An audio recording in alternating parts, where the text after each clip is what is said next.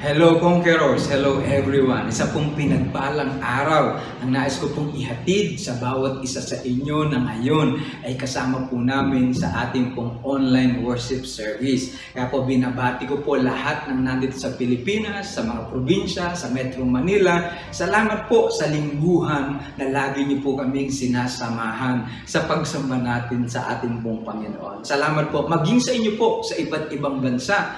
At natatanggap po natin ang inyo pong mga mensahe kung paano po kayo pinapalakas at pinagpapala ng mga mensahe ng ating pong Panginoon. At ito po'y aming kagalakan na sa pamamagitan po ng pangangaral ng salita ng Diyos ay mapaglingkuran namin kayo at mapalakas namin ang pananampalataya ng bawat isa. Sa Diyos po ang lahat ng kapurihan. Salamat po sa ating pong Panginoon. At kanina po, alam ko po na tayo po'y sama-samang nagpuri, sinabayan natin ang ating mga awit upang ipaabot sa Panginoon ang ating pasasalamat, ang ating pagpupuri sapagkat alam po natin lahat kahit na dumadaan po tayo sa problema katulad po ngayon, maaaring may mga pinagdaraanan po tayo, lagi po tayong makakakita pa rin ng dahilan upang purihin natin ang ating pong Panginoon. Minsan pa po sa umaga po na to ay ating pagsasalu-saluhan ang salita ng ating pong Panginoon. Sa nakaraan po ay ating pinag-aralan mula po sa sulat ni Santiago, Kabanatang 4, kung papaano po niyang ipinapakita sa atin ang kahalagahan ng buhay. Ipinakita po niya kung gaano ito kaiksi, gaano man to kaganda ngayong tingnan. Ang sabi niya, what is your life? Sinagot po niya ito sa verse 14, ang buhay ninyo'y parang usok lamang. Sandaling lumilitaw at agad nawawala. You are a mist that appears for a little while and then vanishes. Actually, ito po yung paalala niya sa mga taong nagsasabi sa kanilang buhay, ganito gagawin ko ngayon, ito itatayo ko, ito sisimulan ko, lilipat ako sa ibang lugar, mag-a-abroad ako, kikita ako ng malaki. Ang sabi niya, hindi nga ninyo hawak ang inyong mga buhay. What is life? Parang usok, magandang tingnan ngayon, pero sandali lang, ito po'y agad nawawala. Sa halip sabi niya, gawin natin yung mga bagay na alam nating mabuti. Sapagkat ang mga bagay na alam nating mabuti at hindi natin ginagawa, tayo po ay nagkakasala. Isa po dito sa mabuting bagay na ating pinag-aralan, sa nakaraan po nating mga linggo ng pag-aaral tungkol dito, ay makikita natin sa Deuteronomy 11 verse 13. Ang sabi po dito, so, if you faithfully obey the commands I am giving you today, ano po iyon? To love the Lord your God. Iyon po yung ating pinag-aralan sa nakaraan. Sapagkat isang araw, tinanong ng isang alagad ang ating Panginoong Jesus, Teacher, which is the greatest commandment in the law? Jesus replied, love the Lord your God with all your heart, and with all your soul, and with all your mind. This is the first and the greatest commandment. So number 1 po, dun sa ating pinag-aaralan, is to love the Lord. Nakita rin natin, bakit ba natin siya dapat mahalin? Marami pong dahilan. Pinakita po natin ang ilan dito. Number 1, sapagkat mahal tayo ng Diyos. Sapagkat tayo po ay pinatawad ng Diyos. Sapagkat sa kabutihan ng Diyos. Dahil po dito, dapat natin din mahalin ang ating pong Panginoon. So now, sabi po ng salita ng Diyos, to love the Lord your God and to serve Him with all your heart. So pag-aaralan po natin ngayon, yung pong bahagi ng paglilingkod sa ating pong Panginoon. Serve God. So John chapter 21, sa verse 15, pagkakain nila, tinanong ni Jesus si Simon Pedro, Simon, anak ni Juan, iniibig mo ba ako ng higit sa mga ito? Opo, Panginoon, alam ninyo mahal ko kayo, tugon niya. Sinabi sa kanya ni Jesus, kung gayon, pakainin mo ang aking mga tupa. Muli siyang tinanong ni Jesus, Simon, anak ni Juan, iniibig mo ba ako? Sumagot si Pedro, opo, Panginoon, alam ninyong mahal ko kayo. Sabi ni Jesus, alagaan mo ang aking mga tupa. Sa pangatlong ulit na tinanong siya ni Jesus, Simon, anak ni Juan, mahal mo ba ako? Nalungkot si Pedro sapagkat 3 beses siyang tinanong ng mahal mo ba ako? At sumagot siya, Panginoon, alam po ninyong ang lahat ng bagay. Alam ninyong mahal ko kayo. Sinabi sa kanya ni Jesus, pakainin mo ang ating mga tupa.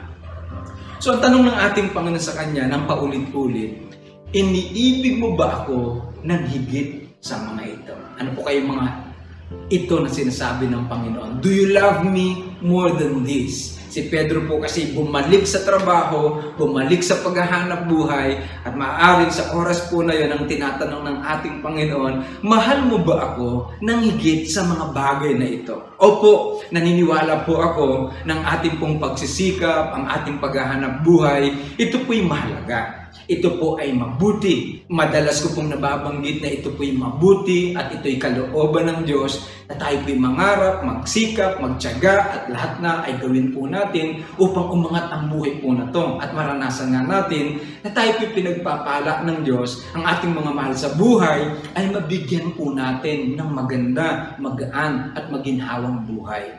Kaya lang sa umaga po na to, mayroon po akong gustong ipakita sa atin na bagamat uulitin ko, ang mga bagay na ating ginagawang pagsisikap ay hindi po masama. Ito po ay kalooban ng Diyos sapagkat ito rin po ang sinasabi ng kanyang mga salita na tayo po'y magsikap sa buhay po na to. Kaya lang sa araw po na to ay nais nating tingnan ano ba ang gustong ipakita sa atin ng ating Panginoon. Ang kanyang pong tanong ng paulit-ulit kay Pedro, Peter, do you love me more than this? Mahal mo ba ako ng higit sa lahat ng mga ito? Mahalaga sa atin ang maghanap buhay, mahalaga sa atin ang abutin ng ating mga pangarap. Kaya lang, bilang tayo po ay mga mananampalataya, tayo po ay mga anak ng Diyos na alam natin siya po ay nagmahal sa atin, nagpatawad at napakabuti sa atin.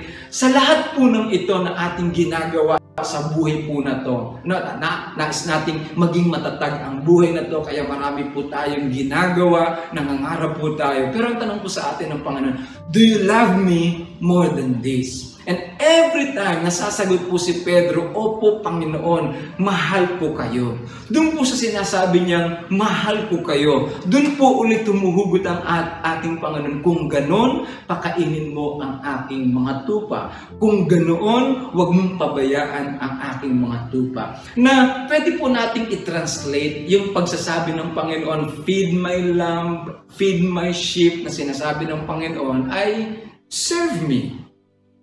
If you love me, you will serve me. No? Mula po dito makikita po talaga natin na ang bawat isa sa atin na nagmamahal sa Diyos, sa unang bahagi atin pong pinakita at tiningnan na dahil mahal nga po tayo ng Panginoon, ay tayo dapat magmahal sa Kanya. Kaya lang, paano ba natin ngayon ipapakita ang pagmamahal natin sa ating pong Panginoon? Dito po, specific, makikita natin na ang sino mang nagmamahal sa ating Panginoon ay naglilingkod din sa ating Diyos. Ulitin ko po, humuhugot ang Panginoon sa katotohanan, Pedro, kung mahal mo ako, maglilingkod ka sa akin. Opo, sa bawat isa po sa atin. Hayaan niyo pong makita natin na habang tayo nga po ay nagsisikap sa buhay na to at ang mga bagay po na to ay mahalaga sa ating mga buhay at para sa ating mga pamilya.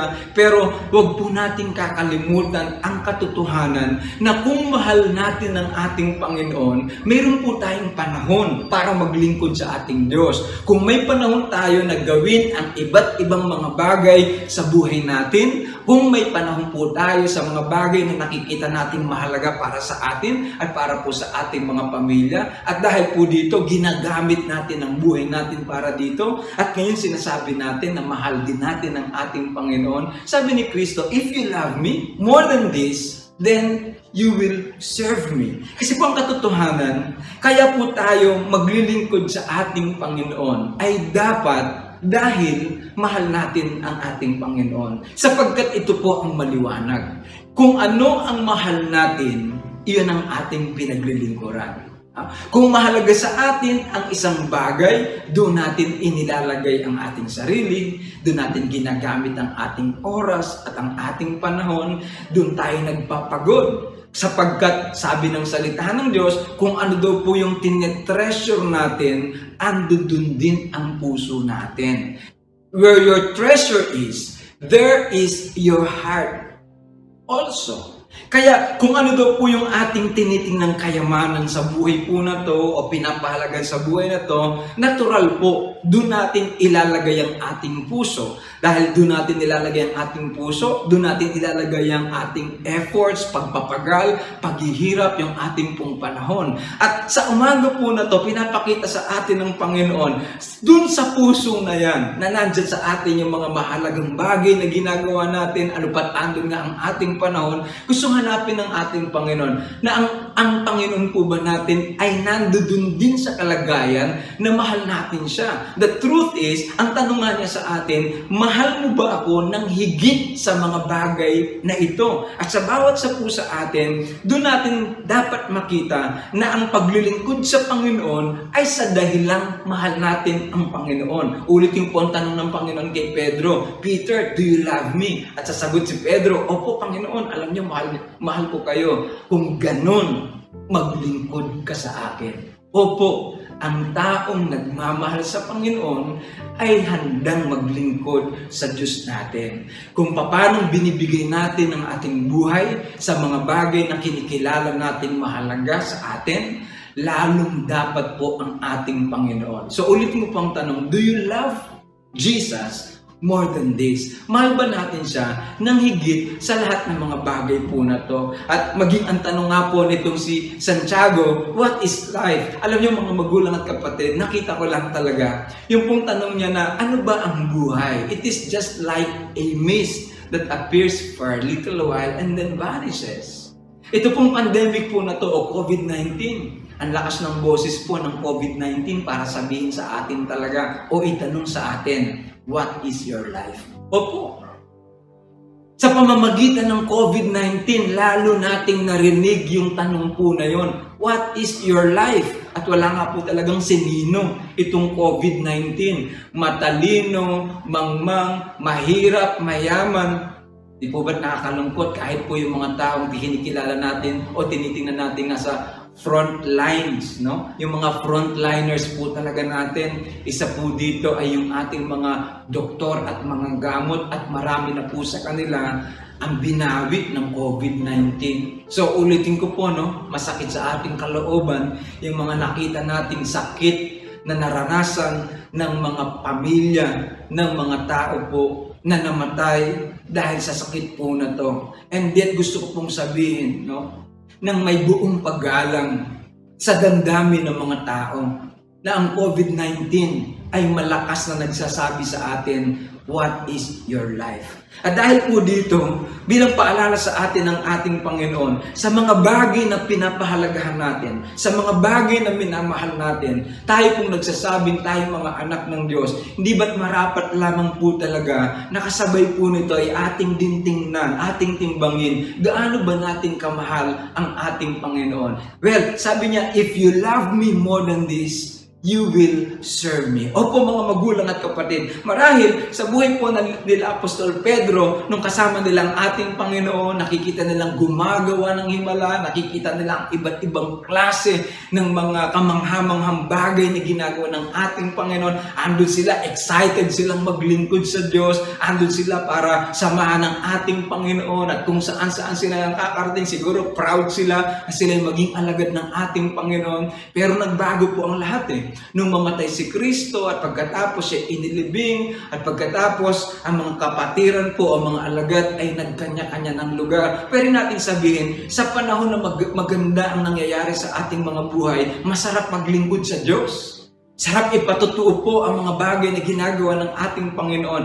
Pag ang lahat ng bagay ay smooth, when everything is just going fine, no? Lahat ng ating ginagawa sa atin ng Panginoon ay maganda at mabuti at nararanasan natin talaga ang kanyang iba't ibang klase ng pagkilos sa ating mga buhay. Masarap din pong maglingkod sa Panginoon. Pero pag dumarating po yung mga panahon na hindi natin ito maintindihan, para may mga pagsubok na nangyayari sa ating mga buhay at pagkatapos ng ating paglilingkod ay pwede pong maapektuhan sa ating Panginoon o ang ating ginagawang paglilingkod sa ating pong Panginoon ay pwede pong magbago, no? Mga magulang at kapatid, katulad po ng mga alagad po na to, para bagang bigla na lang yung Kristo nagsasabi sa kanila na narito ako at itatatag ko ang kaharian ng Israel at malakas ang kanilang loob. Pero pagkatapos nakita nilang yung Kristo na yon, pinahirapan, pinalo, hinataw, sinaktan, binugbog. Yung Kristo nagsabing itatayo ko ang aking kaharian, nakita nilang ipinako sa krus at namatay. So mga magulang at kapatid, minsan yung mga expectations natin na pag tayo po naglilingkod sa Panginoon, ayos, maganda, mararanasan natin ng magagandang bagay na pinangako ng Panginoon, at pag nangyayari nga po na tayo po ay nakakaranas ng kabutihan ng Diyos, parang ang sarap maglingkod sa ating Panginoon. Kaya lang pag ang tao po ay dumadaan na sa mga problema at sa mga pagsubok sa ating buhay, naaapektuhan ang ating paglilingkod. Pero ito po ang maganda na gusto kong sabihin sa bawat isa po sa atin. Sa panahon po ng pagpapala, naglilingkod tayo sa Diyos. Pero sa panahon din po ng mga problema, pagsubok, kahirapan, dapat din po tayong maglingkod sa ating Panginoon. Sa katunayan, doon natin maipapakita talaga sa Panginoon yung ating pagmamahal sa Kanya. Diba sabi po ng Panginoon, do you love me more than this? Sa mga bagay, sa mga buhay natin, sa mga inaabot natin, kasama na rin po siguro yung mga problema at pagsubok. Pag yung mga hopes po natin parang bumagsak, yung mga inaasahan natin parang hindi nangyayari, tayo ba ay magmamahal pa rin sa Panginoon kaysa sa lahat ng mga bagay po na to? Tayo ba ay magpapatuloy, maglingkod sa Diyos kahit may pinagdaraanan po tayo? Ulitin ko po, masarap talagang maglingkod sa Diyos pag ang nararanasan po natin laging maganda, himala, pagpapala, may nakikita tayong ginagawa ang Diyos na mabuti. Ang sarap pong magpasalamat, sarap pong maglingkod, sarap pong magpatotoo. Pero pagdating po ng kawalan, pagdating na ang mga inaasahan po natin ay nababaligtad o kaya hindi nangyayari, pagdating sa mga panahon na tayo po may pinagdaraanang mabibigat sa buhay na to, tayo po ba'y maglilingkod pa rin sa Panginoon? Do we love God more than this? Na parang ulitin ko po, no? Ang hinuhugot ng Panginoon kay Pedro sa araw na yon, kung bakit siya dapat maglingkod, ay kung mahal niya ang Panginoon. Do you love me? Opo, Panginoon, mahal ko kayo. Kung ganon, maglilingkod ka sa akin. Opo, mga magulang at kapatid, pag talaga tayo po naglingkod sa Panginoon, sa pamamagitan ng dahil lamang tayo pinagpala, dahil ang sarap palang maging Kristiyano, alam niyo mga kapatid, panandalian lang po ito, sapagkat hindi laging ganon ang nangyayari. Sa katunayan, hindi rin po ito ang pinakamagandang dahilan upang maglingkod sa ating Panginoon. Hindi po ito ang pinakamabuting katunayan bakit tayo dapat maglingkod sa Panginoon. Ang pinakamalalim na dahilan bakit dapat ka maglingkod sa Diyos, dahil mahal mo ang ating Panginoon. Bakit po? Sapagkat ang mga bagay lilipas. Ang mga ginagawang pagpapala ng Diyos sa atin minsan para bagang may panahon din, tumitigil po ito. Minsan pinapadaan tayo talaga ng Diyos sa kawalan. Minsan nararanasan po natin sakit ng kalooban. Minsan nakikita natin na hindi pala lagi na mangyayari kung ano ang ating inaasahan. Sa mga ganung pagkakataon po, kung ang ating pong basihan ng paglilingkod sa Diyos ay dahil na pinagpapala ako ng Diyos, dahil ang sarap palang maglingkod sa Diyos, pinagpapala niya ako, hihinto po tayo pag huminto na ang pagpapala. Titigil tayong maglingkod sa Diyos pag tumigil na ang mga bagay na inaasahan po natin, pag nabaligtad ang mga pangyayari, pag may kalungkutan tayo, pag may pagsubok tayo, pag may kawalan po tayo, titigil po tayo sapagkat nakaangkla ang ating paglilingkod sa Diyos sa material na bagay. Pagkamat ang pangako ng Diyos po sa atin, pagpapalain niya tayo, iangat niya ang ating mga buhay. For so many times, nabanggit ko na po ito, ako'y isang pastor o anak ng Diyos na naniniwala, pagpapalain ng Diyos ang buhay ko. Dahil dito, ang pamilya ko, pagpapalain ng Diyos, may magandang hinaharap para sa pamilya ko. Naniniwala po ako doon. Pero mga magulang at kapatid, isang paalaala sa atin ng ating Panginoon, ng ating pong pagkapit, bakit tayo naglilingkod sa Diyos ay hindi dahil sa pagpapala.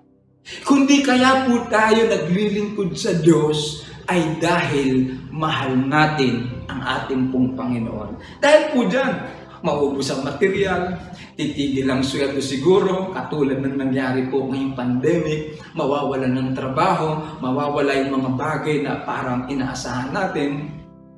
Pero hindi mawawala ang paglilingkod natin sa Diyos. Bakit po? Nawawala lang ang bagay, pero hindi nawawala ang pag-ibig natin sa ating Panginoon. Well, ito po ang dapat, ng ating pong pag-ibig ay hindi nawawala sa ating Panginoon. Dahil dyan, anuman ang mangyari sa ating buhay, anuman ang mawala sa ating buhay, anuman yung mga disappointments, frustrations na pwedeng mangyari sa ating mga buhay, okay lang po ito. Ang mangyayari sa taong nakaangkla sa pag-ibig niya sa Diyos dahil mahal siya ng Diyos, tuloy-tuloy po talagang maglilingkod sa Panginoon, tuloy-tuloy na ipapakita sa Diyos na handa tayong maglingkod. To love the Lord and to serve the Lord.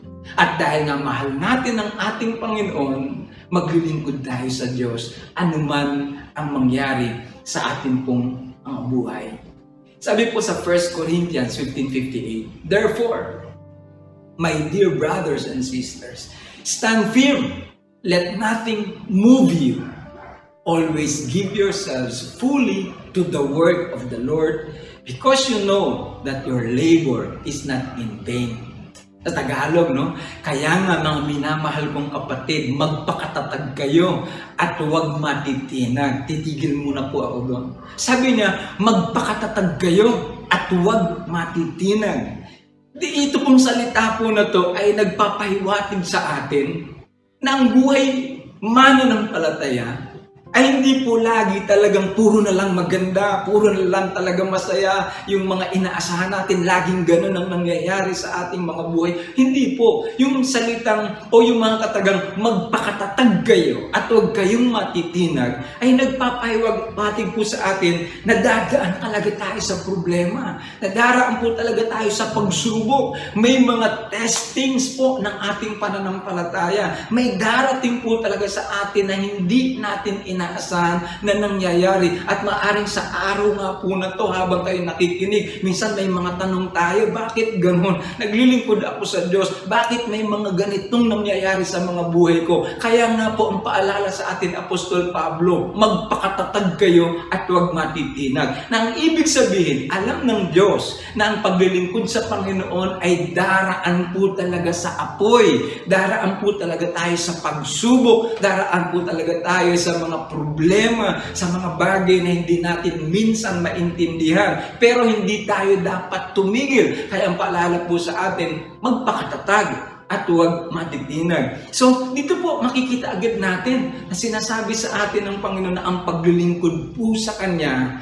ay darating din sa mga panahon na dapat tayong magpakatatag, na dapat tayong huwag matitinag.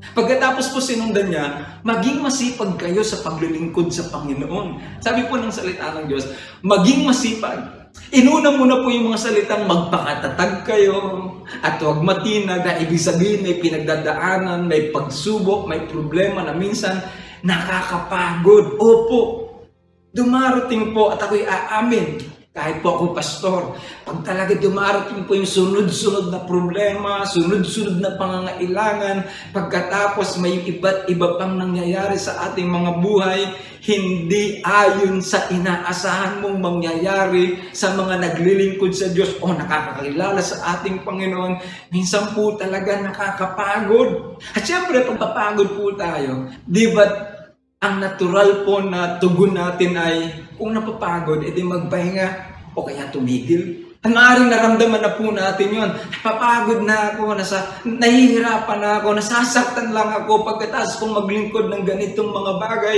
para sa ating Panginoon. Ganito pa ang nangyayari. Ayaw ko na, napapagod na ako, gusto ko nang tumigil talaga. Opo, mga magulang at kapatid, naiintindihan ko po kayong mga lingkod ng Diyos, kayong mga manggagawa ng ating Panginoon, yung mga leaders natin, yung mga workers natin, yung mga mananampalatayang naglingkod na sa Panginoon. Pero sa kabila ng paglilingkod ay may mga pinagdaraanan pa rin. At sa sobrang pagod natin, isip natin, damdamin natin, talagang nahihirapan po tayo at madalas nasasabi natin parang ayaw ko na, parang gusto ko nang tumigil, parang gusto ko nang mag-retire, mag-resign, magpahinga sa paglilingkod sa ating Panginoon. Pero tinan niyo po ang sinabi ni Apostol Pablo. Pagkatapos niya sabing magpakatatag kayo at huwag matinag, ano po sinunod niya? Maging masipag kayo sa paglilingkod sa Panginoon. Hindi po niya sinabing dahil may pinagdaraanan kayo, sige magpakatatag kayo at huwag matitinag, pwede kayong magpahinga. Tigil muna kayo. Magpalakas muna kayo. Hindi po eh. Sabi po ni Apostol Pablo, magpakatatag ka. May pinagdaraanan ka, magpakatatag ka. Lingkod ng Diyos, may pinagdaraanan ka, huwag kang matitinag. Anak ng Diyos na naglilingkod, ngunit ngayon ay pinapahirapan ng problema, pagsubok at iba't ibang mga bagay, magpakatatag ka at huwag kang matitinag. Pagkatapos sinundan po niya ng maging masipag ka sa paglilingkod sa Panginoon. Opo mga magulang at kapatid, no, ang salita po ng Diyos ay nagsasabi sa atin na there is no stopping in serving God. Na ang paglilingkod po sa Diyos talaga, maaaring dumaan tayo sa problema, sa pagsubok, ngunit dahil mahal natin ang Diyos, tumigil ang pagpapala, tumigil ang material na dumarating sa ating buhay, tumigil ang magagandang bagay na lagi nating nararanasan, pero ang paglilingkod sa Diyos, hindi po dapat tumigil, sapagkat dapat ang pag-ibig natin, hindi rin tumitigil sa ating pong Panginoon. Sapagkat nakabase ang paglilingkod natin sa Diyos sa ating pong pagmamahal sa Kanya, hindi po tayo dapat tumigil sa paglilingkod natin sa ating Panginoon. Dahil alam ninyong hindi masasayang ang inyong paghihirap para sa Kanya. Hallelujah!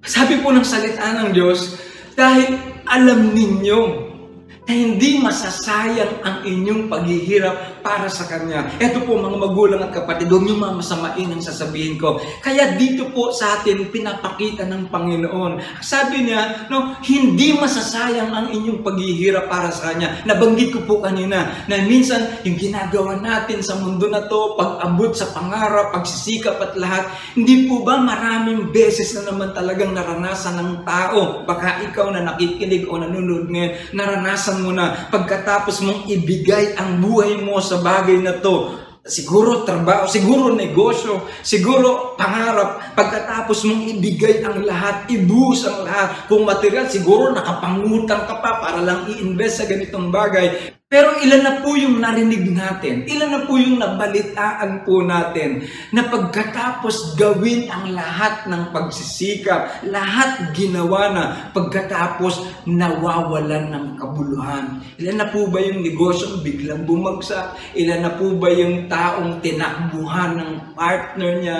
Ilan na po yung nagsabing sayang ang pinagpaguran ko? Ilan na po ba? Baka kilala natin o baka tayo po, naranasan na natin talaga. Pagkatapos natin ibuhos ang lahat-lahat sa bagay na akala natin mahalaga at talaga namang pinapahalagahan natin. Pero pagkatapos wala, naubos, nawala o nawala ng kabuluhan. Opo mga magulang at kapatid, marami ng karanasan tayong nakita na balitaan o baka tayo mismo ang nakaranas na nasasayang ang ating paghihirap. Di po ba? Pero ang sabi ng salita ng Diyos, bakit ka dapat maglingkod sa Panginoon? Una, dahil mahal po natin siya. Sa talatang to sinasabi, dahil alam ninyo, hindi masasayang ang inyong paghihirap para sa Kanya. Ito lang po ang sinasabi sa salita ng Diyos na hindi mawawalan ng kabuluhan. Sa kayamanan nga po, may sinabi ang ating Panginoon anong mapapala ng isang tao? Makamtan man niya ang buong kayamanan ng buong sanlibutan. Gaano po karami yun? Gaano po kalaki yun? Makamtan man niya ang lahat ng kayamanan ng buong sanlibutan. Kung mapapahamak naman ang kanyang kaluluwa, ano may dudulot itong mabuti sa kanya? O parang sinasabi ng Panginoon, sayang lang. Parang sinasabi din ng Panginoon, gaano man kalaki yan, pag dyan mo lang binusa ang buhay mo, sayang lang. Sayang lang. Si Haring Solomon ang nagsabi, anumang kayamanan, anumang sarap ng buhay, lahat ng ito. Sa totoo, sa bandang dulo, wala naman talaga din itong kabuluhan. Pero may isang bagay na sinasabi ang salita ng Diyos na hindi masasayang, na hindi mawawalan ng kabuluhan. Ang sabi ng salita ng Diyos, ano to? Bagay, material, financial? Hindi po. Isang bagay ang hindi mawawala ng kabuluhan, isang bagay ang hindi masasayang, at ito ay ang iyong paglilingkod sa ating Panginoon. Amen. Kaya nga po, ano man ang nangyayari sa ating buhay, dahil mahal natin siya, may mga pagsubok dahil pinagdaraanan sa buhay po na to, tuloy lang, maglingkod po sa ating Panginoon. Ako po, hanggang ngayon, tinuturuan po ng Diyos.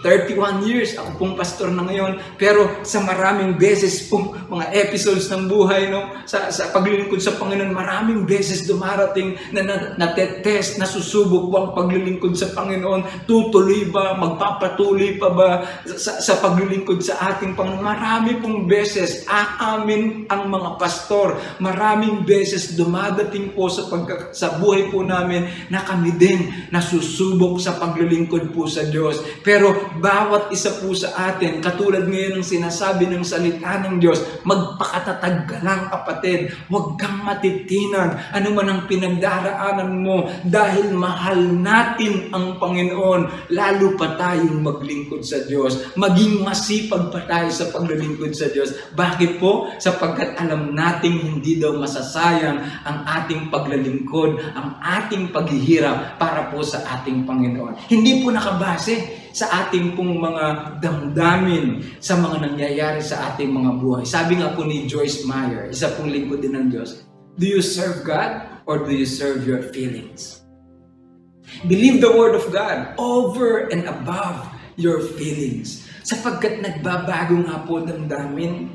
May mga pagkakataon pong very high ang feeling natin, spirit natin ang taas-taas. Maglilingkod ako sa Diyos. Kahit ikamatay ko pa ito, maglilingkod ako sa Diyos. Kahit ikapahamak pa ng katawan ko, maglilingkod ako sa Diyos. Marami pong mga pagkakataon na tayo bilang tao, minsan ang taas-taas ng emotions po natin. At sasabi, Lord, I will serve you.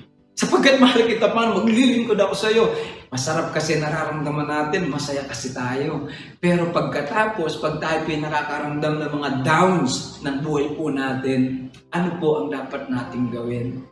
Kaya sabi po ni Joyce Meyer, do you serve God or do you serve your feelings? Sabi po ni Rick Warren, faithful servants never retire. You can retire from your career, but you will never retire from serving God. Opo, totoo po yun.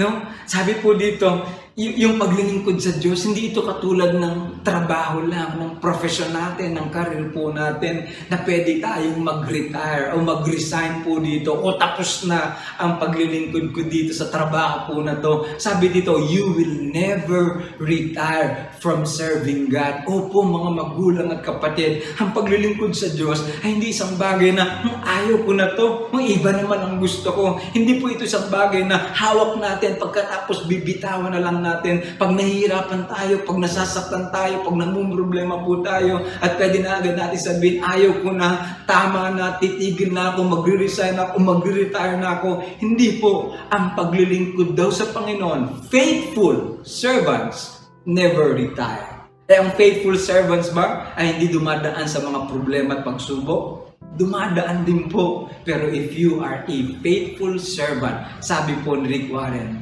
you do not retire. Sabi po ni Charles Spurgeon, I long for nothing more earnestly than to serve God with all my might. Sabi niya, wala na akong ginugusto sa buhay na to. Wala na akong gustong gawin sa buhay na to than to serve God with all my might. Ba, dapat ganun po ang bawat isa po sa atin, di po ba? Na tayo po'y nagmamahal sa Kanya, dahil dito maglilingkod tayo sa Kanya. Alam niyo mga kapatid, hindi masasabi ito ng isang taong walang pagmamahal sa Diyos.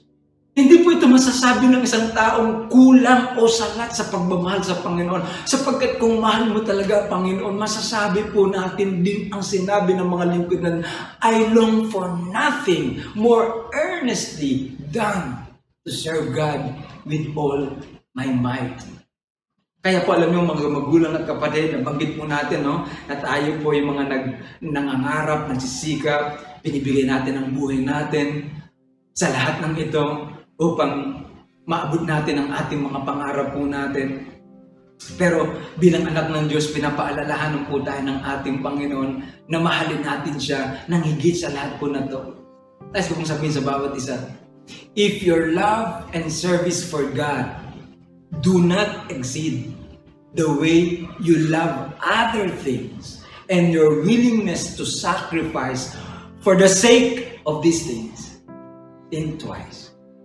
Kung ang ating pong pagmamahal sa mga bagay na to na ating ginagawa, na kaya nating magsakripisyo para po dito at gawin ang lahat, kung di natin kayang higitan ng pagmamahal natin sa ating Panginoon, mag-isip po ulit tayo nagsasabing mahal natin ang ating Panginoon. At di po ba, totoo naman, dahil sa mga bagay-bagay sa mundo na to, ginagawa natin ang lahat, no? Lahat ng sakripisyo gagawin po natin para sa ating pamilya, gagawin natin ang lahat ng ito para sa pangarap natin, di ba? Lahat ng sipag gagawin po natin, lahat ng sikap gagawin po natin. Marami akong kakilala na kahit may sakit tayo, mayroon tayong nararamdaman, nilalagnat na po yan, minsan may trangkaso na, pipilitin pa po talaga, papasok sa trabaho, di ba, makikipag-unahan sa jeep, kahit nakasabit yan, may babaeng, kahit babae nakasabit po yan, makikipagbanggaan po tayo, makikipagsiksikan po tayo, kahit may sakit na yan, makapasok lang. At sasabihin po natin, hindi ako pwedeng mawala hindi ako pwedeng umabsent. Trabaho to. Hindi ko po yun minamasama. Natapakita to ng pagiging mabuting empleyado o manggagawa po natin. Maganda po itong katangian. Kaya lang, ang sinasabi po natin ngayon, ito bang ganitong klase ng kahandaan nating magsakripisyo sa ganitong mga bagay?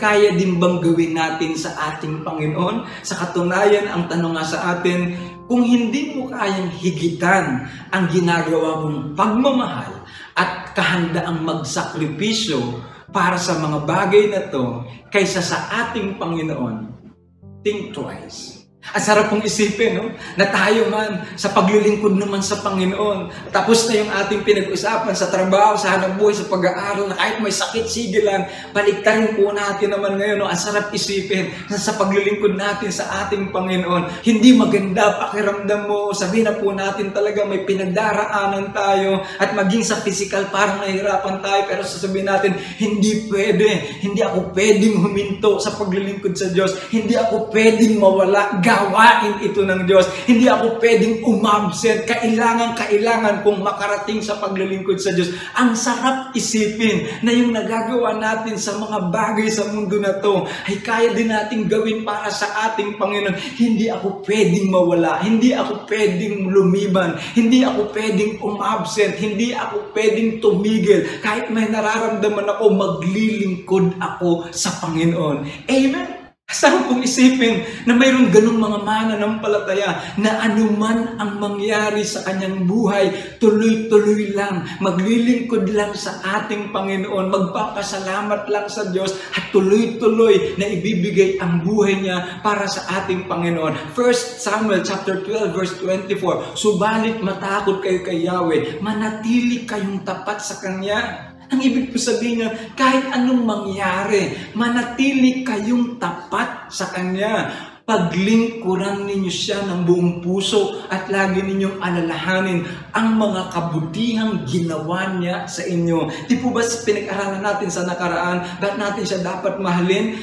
Because of His love, because of His forgiveness, and because of His goodness. At sabi po sa talatang yan, alalahanin ninyo ang mga kabutihang ginawa niya sa inyo. Maglingkod kayo sa Kanya ng buong puso. Manatili kayong tapat sa Kanya. Sa English nga po, but be sure to fear the Lord and serve Him faithfully with all your heart. Consider what great things He has done for you. Ang mga magulang at kapatid, tandaan niyo po sa naglilingkod sa Panginoon, ang bawat isang nagtatapat sa Diyos, ano man ang nangyayari, dahil mahal mo Panginoon, sige lang, maglilingkod pa rin sa Panginoon. May pangako po siya. Psalm 145 verse 20, the Lord watches over all who love Him. Binabantayan daw po, pinagmamasdan daw po ng Panginoon ang lahat ng mga taong nagmamahal sa Kanya.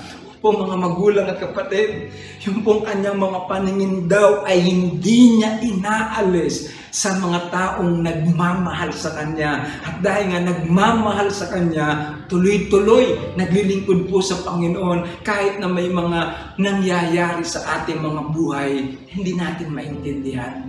Bilang patotoo po, sabihin sa atin, ako po bilang pastor, isa pa sa ginagawa ko ay ang pagmimisyon po sa Mindoro o sa ibang lugar, at tinutulungan po natin sa pamamagitan din po ng partnership natin sa mga kaibigan natin sa ibang bansa, ay tumutulong tayo sa mga communities, mga mangyan communities o kahit mga katagalugan sa Mindoro. At sa mga panahon po na kami nagpupunta doon at pagkatapos tumutulong sa mga katutubo at pinagpapala sila, pagkatapos nagpapagawa po tayo ng mga kapilya para po may magamit itong mga katutubo natin. Kasabay po dyan ay tinuturuan natin sila ng salita po ng Diyos, inaabot natin sila sa iba't ibang klase ng pangailangan. Ito man po ay sa kanilang mga pananamit, mga gamot na pwede natin ibigay sa kanila, at sa iba't ibang aspeto po ng buhay ay gusto natin silang matulungan. Ito pong ginagawa namin na to ay nagbibigay sa akin ng kagalakan every time na kami po ay nakakapagpatayo ng isang maliit na kapilya para sa mga kapatid nating katutubo. Nakikita ko po yung mga mukha ng mga kapatiran na to na masayang-masaya sila sa ginagawa ng Panginoon na tayo po ay nakakatulong po sa kanila. So every time na magbabiyahe po ako mula sa lugar po na yun ng Mindoro, pag uuwi na po ako, hating gabi, madaling araw, hindi ko po alintana yung pagod ko eh. Pag naalala ko yung saya ng mga kapatiran, kung papaano silang tuwang-tuwa sa ginagawa ng ating Panginoon, papawi po yung pagod ko, yung puyat ko, iniiwan ko po ang pamilya ko, at humahayo po ako. Madalas ako lang mag-isa, inaabutan po ako ng hating gabi kung saan, natutulog ako kung saan, tutulog ako sa pier, natutulog ako sa kalsada, tutulog ako kahit saan. Pero napapawi po ang lahat ng yon pag nakikita ko yung saya ng mga kapatid. One time, siguro po mga 2:00 ng umaga, at paalis na ang bus mula po sa pier ng Batangas. Hindi po nagtagal, nakatanggap ako ng text mula po sa aking asawa. Sabi niya, nasan ka na? May sakit ang mga anak mo. Pagkatapos ang sabi pa niya, wala tayong pambayad sa tuition fee ng mga anak mo. Mag-e-exam na din sila. Pagkarinig ko po o pagkabasa ko po yung saya ng puso ko, biglang napalitan. Karoon po ako ng lungkot. Suddenly, nagkaroon ako ng parang kapaitan sa puso ko, may bitterness, parang galit ako. At actually, hindi ko napigil na umiyak. Ang sabi ko sa Panginoon, sabi ko, Lord, naglilingkod ako sa iyo. Humahayo ako kahit anong oras, hating gabi, kahit anong oras. Masaya akong naglilingkod sa iyo, Panginoon. Pero bakit ganito ang nangyayari sa pamilya ko? Nakakulangan sa financial, sakit karamdaman. Umiyak ako sa Panginoon. Parang ang sama-sama ng loob ko na wala lahat yung saya ko sa ginagawa ko. All of a sudden, bigla akong naka-receive ng text message. Ito po. Naka-receive ako ng isang text galing sa Israel. Galing pa po sa Israel, sa bayan ng Diyos. At ang sabi po ng text sa akin, Pastor, tandaan mo ito. Hindi nawawalan ng kabuluhan ang lahat ng iyong mga pagpapagal. para sa Panginoon. Kaya po akong natigilan, para akong sinampal ng Panginoon. Nag-e-emote pa ako sa Diyos, nagpapakita ako ng sama ng loob sa Kanya. Biglang-bigla po, na-receive ko yung text po na yun. Mula po sa kaibigang maraming taon, hindi lang po yata 10 taon, maraming taon na hindi po nagparamdam o wala kaming connection sa isa't isa. Bigla na lamang pong all of a sudden, bakit yung eksaktong oras po na yun, yung eksaktong nararamdaman ko na yun, nagpadala ng mensahe, Pastor, tandaan mo ito, ang lahat ng iyong mga pagpapagal para sa Diyos ay hindi nawawalan ng kabuluhan. Hallelujah!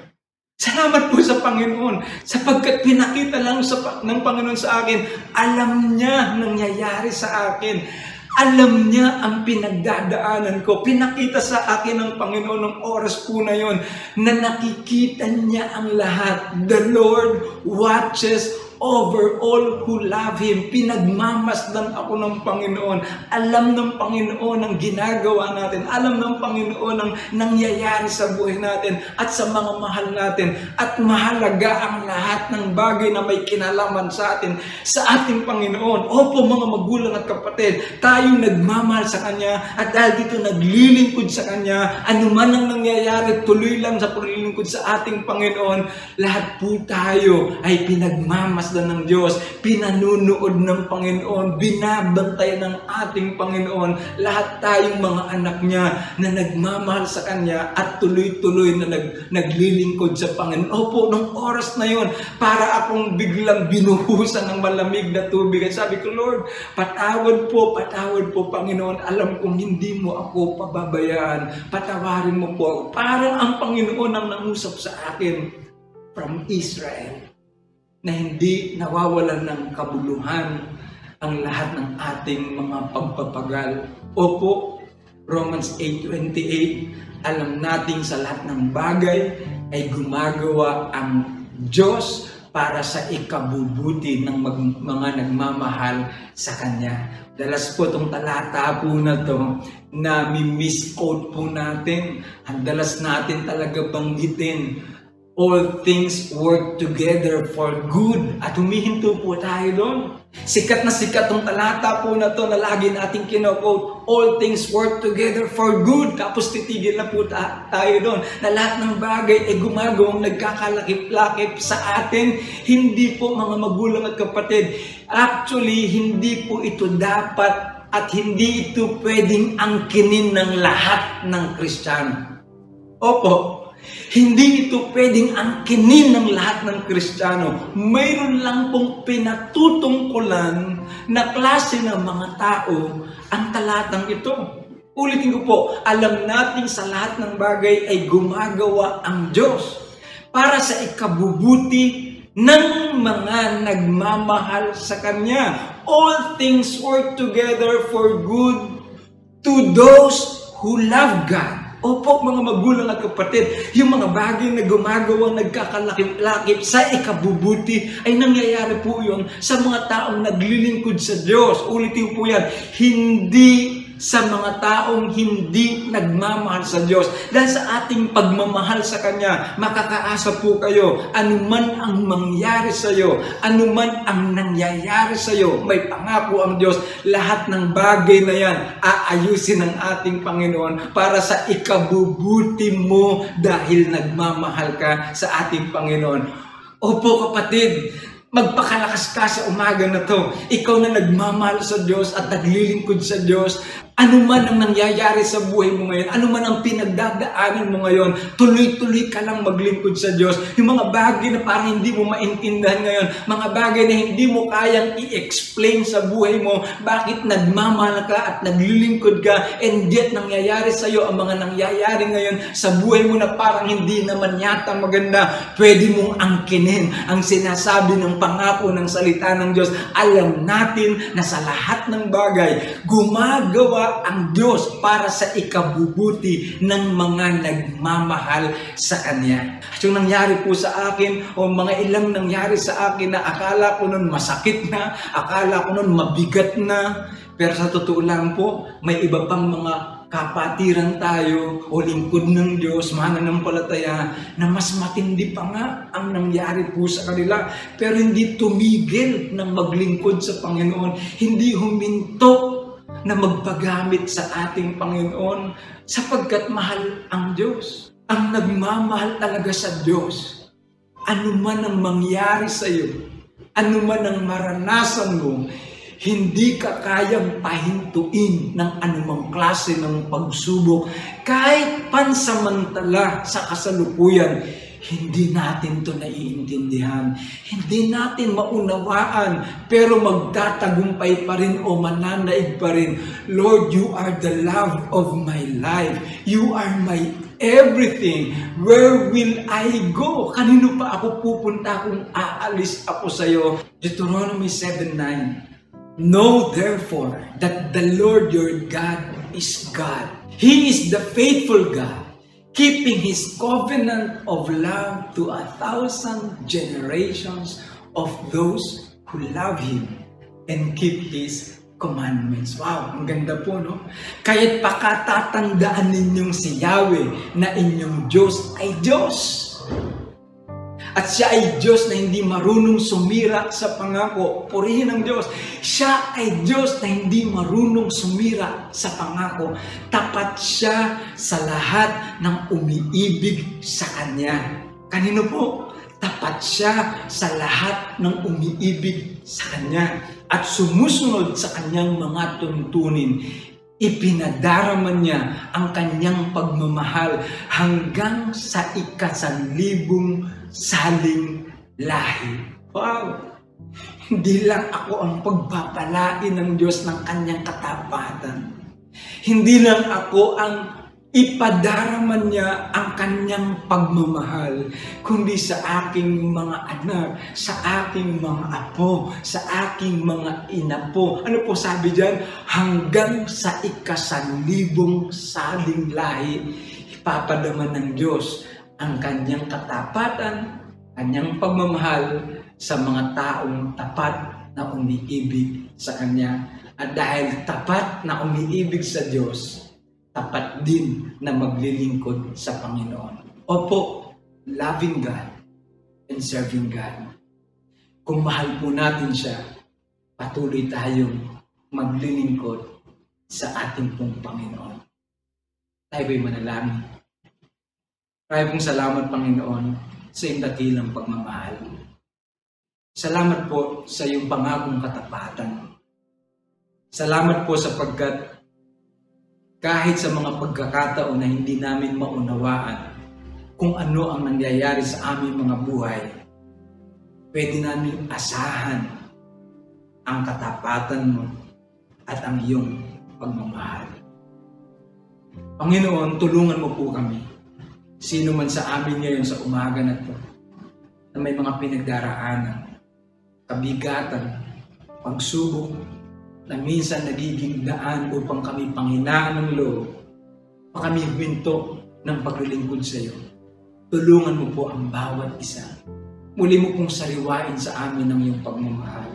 Muli po namin maalaala, katulad ng sinabi ng iyong salita, ang lahat ng iyong mabubuting gawa sa amin. At dahil na nga po sa pag-ibig na rin namin sa iyo, ay magpapatuloy kaming sumunod, papatuloy kaming maglingkod, anuman ang aming pinagdadaan. Lord, mararanasan namin ang katuparan ng pangako mo na darating ang oras, kung hindi kami bibitaw, kung hindi kami titigil, mapapatunayan namin ang iyong pangako. Lahat ng bagay ay gumagawang nagkakalakip-lakip sa ikabubuti ng mga taong nagmamahal sa iyo. Ingatan mo po ang bawat isa. Samahan mo po kami. At sa gitna nga po ng maaaring pinagdaraanan, ikaw po ang aming maging kalakasan. Ikaw po ang aming maging kagalakan.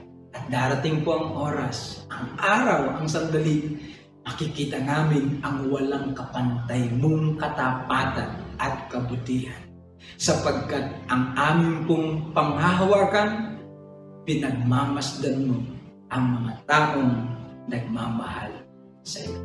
Marami pong salamat, Panginoon. Sa iyo ko po binabalik ang lahat ng papuri, ang lahat ng pasasalamat sa pangalan ng aming Panginoong Jesus. God bless everyone.